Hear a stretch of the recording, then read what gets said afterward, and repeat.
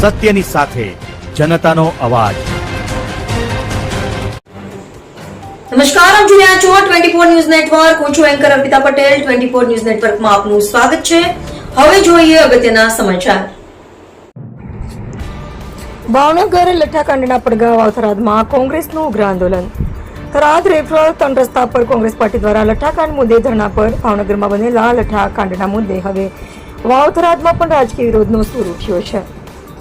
ઘટનાના વિરોધમાં બનાસકાંઠા જિલ્લા કોંગ્રેસ પ્રમુખ ગુલાબસિંહ રાજપૂતની આગેવાની હેઠળ થરાદ રેફરલ હોસ્પિટલ 3 રસ્તા ખાતે કોંગ્રેસ દ્વારા ઉગ્ર આંદોલન કરવામાં આવ્યું હતું।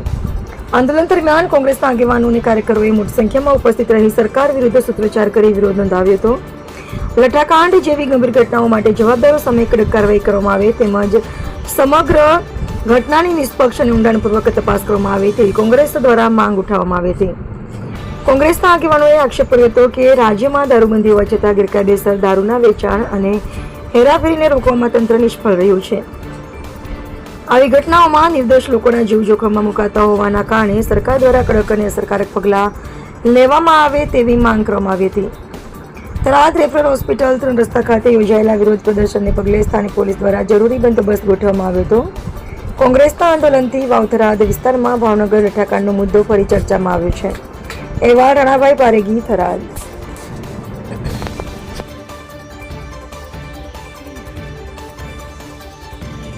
સમગ્ર ગુજરાતની અંદર જે રીતે ભાવનગરમાં લઠ્ઠાકાંડ થયો, ગાંધીના ગુજરાતમાં માત્ર કાગળ ઉપર દારૂબંધી છે। સરકારના મંત્રીઓ અને અધિકારીઓ પૈસાની લાલચમાં લોકોના જીવ સાથે રમી રહ્યા છે। જે રીતે ભાવનગરમાં ડુપ્લિકેટ દારૂ વેચીને લઠ્ઠાકાંડ સર્જ્યો અને 7 લોકોના મૃત્યુ પામ્યા અને લગભગ 25 જેટલા અત્યારે હોસ્પિટલમાં જીવન મરણના વચ્ચે ઝોલા ખાઈ રહ્યા છે। માત્ર કાગળ ઉપર કાર્યવાહી, જ્યારે લઠ્ઠાકાંડ થાય ત્યારે 1 મહિના પૂરતી પોલીસની કાર્યવાહી, પણ જે હપ્તાના લાલચમાં લોકોના જીવ સાથે રમી રહ્યા છે, કાગળ ઉપર માત્ર દારૂબંધી રાખે છે ને ત્યાં તમે જેટલી પણ સરહદી જિલ્લાઓ છે આ કહેવામાં ભાવનગર દારૂ મળ્યો જે કહેવામાં આવી રહ્યું છે એક સુરત બાજુથી આવ્યો છે, એટલે આખું દક્ષિણ ગુજરાતના આખા સૌરાષ્ટ્રમાંથી જ્યારે દારૂની જો પહોંચતો હોય તો ક્યાંક ને ક્યાંક પોલીસની સરકારની રહેમ નજર છે। દારૂ ડ્રગ્સ ગુજરાતના ખુલ્લેઆમ વેચાઈ રહ્યું છે, લોકોના જીવ જઈ રહ્યા છે, પણ સરકારને અને પોલીસ અધિકારીઓને પૈસાની લાલચ સિવાય કંઈ દેખાતું નથી।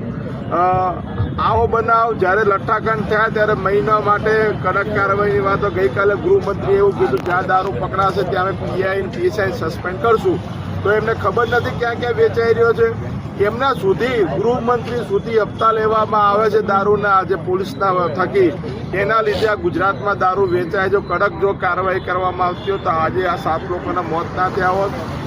જવાબદારી સરકારે લેવી પડે, ગૃહમંત્રી લેવી પડે, ગૃહમંત્રી રાજીનામું આપવું એ માંગણી સાથે અમે અહીંયા શું ધરણા ઉપર બેઠા છે। ઓકે બાબુ, જે રીતે લઠ્ઠાકાંડના કારણે જે યુવાનો મૃત્યુ પામ્યા છે એના કારણે આજે ધરણા પ્રદર્શનનું આયોજન કરવામાં આવ્યું છે। એક બાજુ ગિફ્ટ સિટીની અંદર મોટા વીઆઈપી ક્લબની અંદર મોઘા દારૂ પીરસાય છે, મોટી મોટી 5 સ્ટાર હોટલોની અંદર દારૂની પરમિશન હોય છે, અને ગરીબ જે મજદૂર વર્ગ છે એ આવા દેશી દારૂના કારણે મૃત્યુ પામે છે। આ ખરેખર એક ભ્રષ્ટાચારની ચરમસીમા છે। જે રીતે બેફામ રીતે ગુજરાતની અંદર દારૂબંધી ક્યાંય છે નહીં, એક ગામડું એવું નહીં હોય કે જ્યાં દારૂ ના મળતો હોય, ખુલ્લેઆમ દારૂ મળી રહ્યો છે। તો આ શાના માટે આ દબ છે? આના માટે સરકારે વ્યવસ્થિત રીતે વિચારવું જોઈએ। આ લઠ્ઠાકાંડ પહેલી વખત નથી થયો, આના પહેલાં પણ જેટલી વાર લઠ્ઠાકાંડ થયા કોઈની પણ જવાબદારી નિશ્ચિત કરવા વગર અત્યારે આ દર 2જા 3જા વર્ષે 4થા વર્ષે આવી રીતે યુવાનો મૃત્યુ પામી રહ્યા છે। અને આ તો ચલો લઠ્ઠાકાંડ બહાર આવ્યો, કેટલો ડુપ્લિકેટ દારૂ પી અને કેટલા યુવાનો મૃત્યુ પામતા હશે એ એક સવાલ છે। અને ગૃહમંત્રીએ પોતાના સ્વેચ્છાના ધોરણે રાજીનામું આપી દેવું જોઈએ, કારણ કે જો ગુજરાતની અંદર તમે એક બાજુ દારૂબંધીની વાત કરતા હો અને એક બાજુ આવા લઠ્ઠાકાંડની અંદર આવી રીતે યુવાનો ખુલ્લેઆમ મૃત્યુ પામતા હોય, આવી રીતે 200 300 રૂપિયામાં ઇંગ્લિશની દારૂની બોટલો ખુલ્લેઆમ વેચાતી હોય, એ ડુપ્લિકેટ દારૂ એ સમગ્ર ગુજરાતની અંદર જ્યારે વેચાઈ રહ્યો છે ત્યારે ગૃહમંત્રીએ સ્વેચ્છાના ધોરણે રાજીનામું આપી દેવું।